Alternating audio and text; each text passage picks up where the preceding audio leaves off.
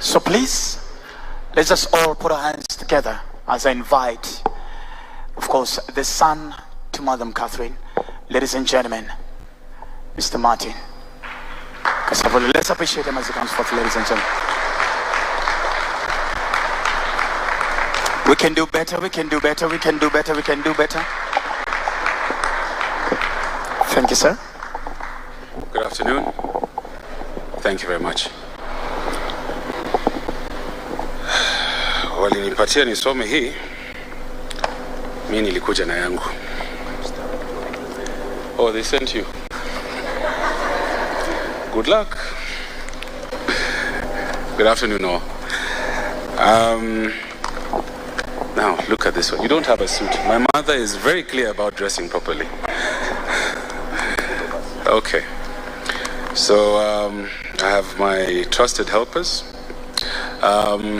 You knew as Catherine, I knew as Mum, and for 40-some years of my life, we came to become best friends. One of the things that you always wanted me to do was to go into television and broadcasting. And it was, I know this is her way of telling me, utafanya tena nitataka, because I'm in front of TV screens and there's all kind of media, which is one of the things I always shied away from and never wanted to do. My job was always to be Mom's bodyguard as I got older, and I got to understand that Mummy is Catherine Kasavuli. And before, it was just the radio playing in the background, and I would hear her voice. The maid would tell her, yeah, leo alikuwa na kuongelesha kwa radio. You know, lawyers and radios, we keep mixing into this thing. And on that note, for those who know me, I'm sure some of you are wondering, what is he doing? My mom and I formed a very special bond from, I think, the day I was born. We were always laughing with each other, and that's why I really want to thank the MC for giving her the kind of tribute and send-off and the congregation that I admired and I would have wished for her. Laughter. Even when we didn't have much, even when she was struggling to educate me, we always had laughter. In the home, with friends, when she would come to school. My second mother, Dr. Sheila Wamahio, was reminding me of a race my mother and I had in Riara Primary School, where it became quite competitive, and a mother was actually quite happy to beat their child in a school race. And, you know, that kind of toughened me up, and, you know, I took her on for the next one. So that's the kind of relationship we have. It was jovial, joking, and I got to know a lot of the people that she knew as well. And, you know, the journey with Mom, she always, as I'm getting all these tributes, she was proud of me, but I liked her to keep it quiet. I did not want her to talk about me. So one of the first fights we had, you know, we call them fights, but we had disagreements, is please don't put my name in the newspaper when you're being interviewed, and kindly don't put my picture. She says, but how do they know I have a child? I said, well, get a picture from somebody else. I don't know, you know? And she...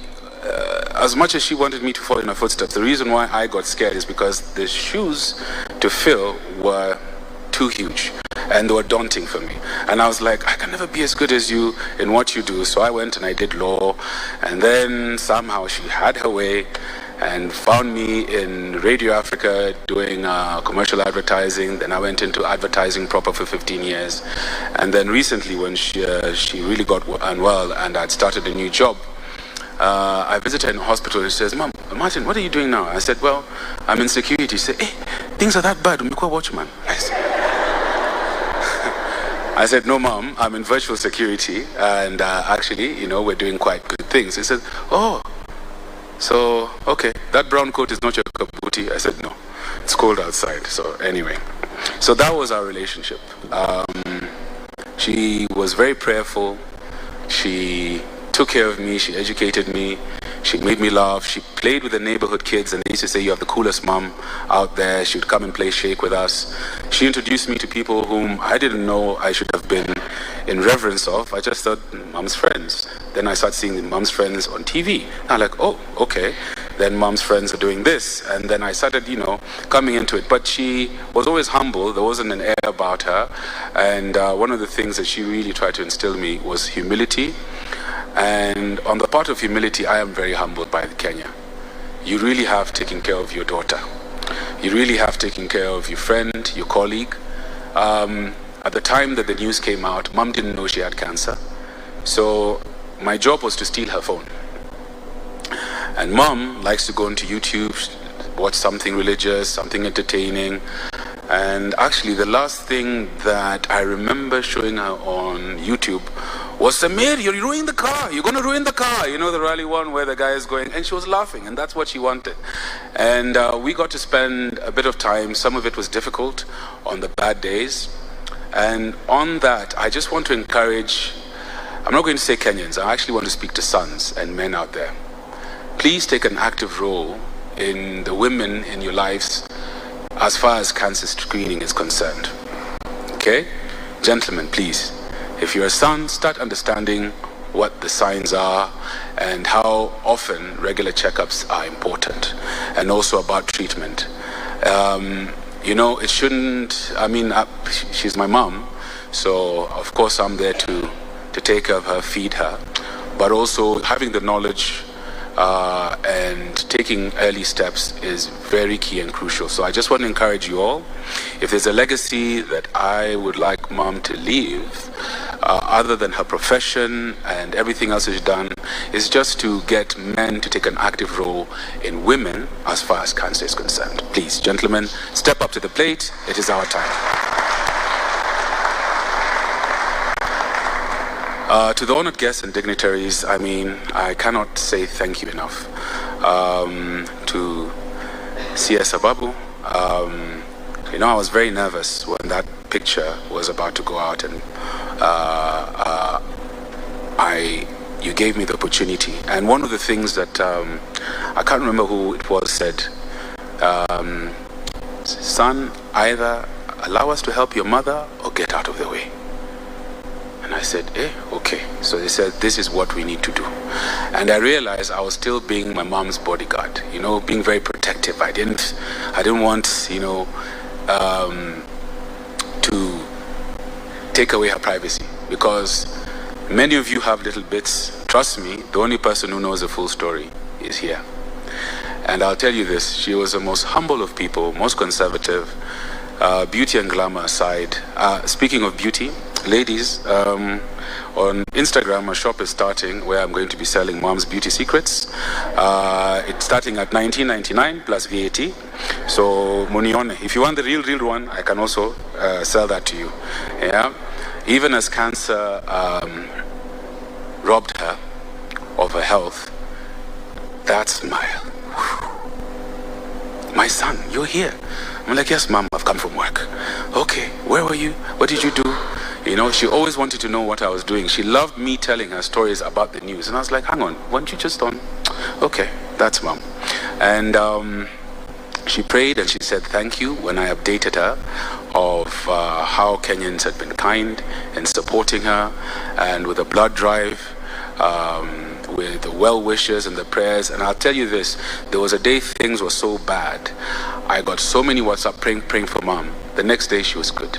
She was much better, and she stayed strong for months onwards. But she was also very cheeky patient.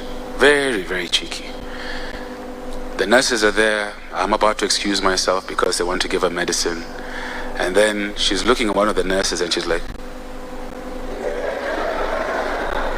So to the KNH staff, nawaomba msamaha, but your friend. And she made so many friends, from Cecilia to Baby, the ladies who used to bring her food, to the chef. I apologize for sneaking in osobuko, samahani, but she wanted it and I had to get it for her. That was my job. To the CEO, to the doctors and the nurses on the 10th and the 9th floor, I genuinely thank you all, but I also will not be coming there anytime soon unless I'm coming to volunteer for something. because I just realized the other day the smell is still lingering in my mind of the hospital corridors. I'd become so used to it. But Mom, ever the person, would always make people feel comfortable. Strangers I would find in her room, and I'm like, excuse me, who are you? And Mom's like, no, it's okay, you know, so okay, fine. And she'd be kind to them, she would pray. And I got to hold Mom, take care of her, oil her. Her sores. My Aunt Liz, you know, used to take a lot of care of her, sleep over many nights when she was in pain. And then there would be the dreaded phone call that I was hoping not to get, because I knew I had not done. Son, have you taken your mother juice? And that would be Auntie Martha.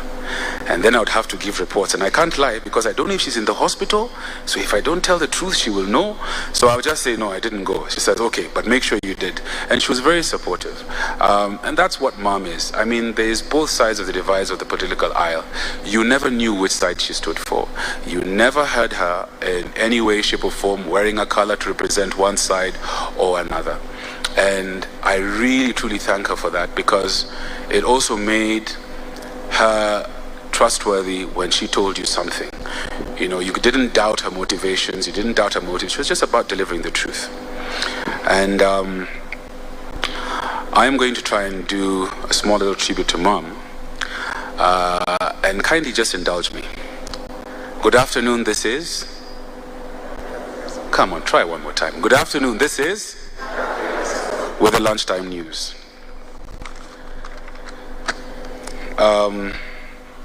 Mourners attend a funeral of a little girl from Zululu. Shock as my son finally decides to join media.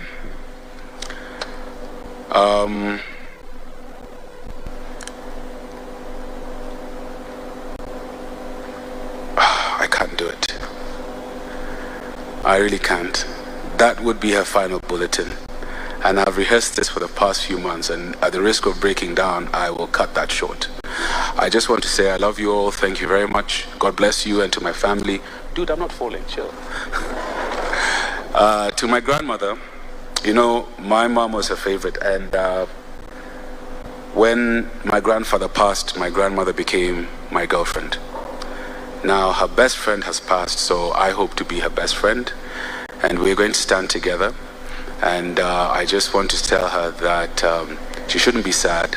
The two of us have got very many memories, and we've got many things to be warm for. My aunts, my cousins, my family, my friends, and especially to the committee that has been holding me. And actually, let me not call them committee, I just call them friends.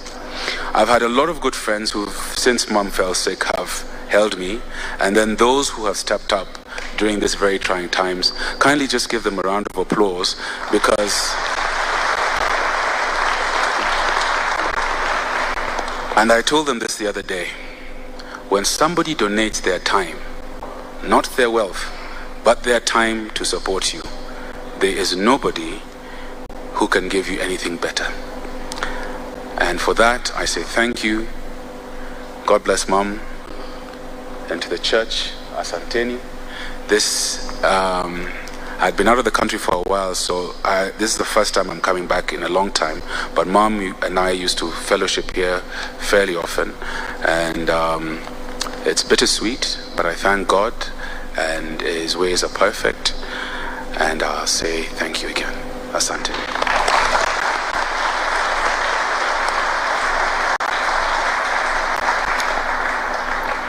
Once more for Martin.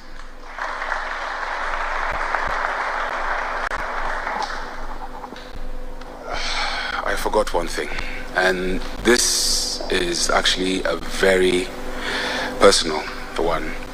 To His Excellency the President, while you were DP 2015, my very good friend, the son of Mukisa Kitui, passed, Makari Kitui. And Makari and I had become very good friends. Actually, we started off at loggerheads, and then we grew into brotherhoods.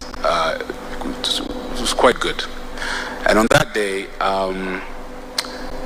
I was sat just minding my business, and the DP at the time, His Excellency President Ruto, graced the occasion, and I sat next to him.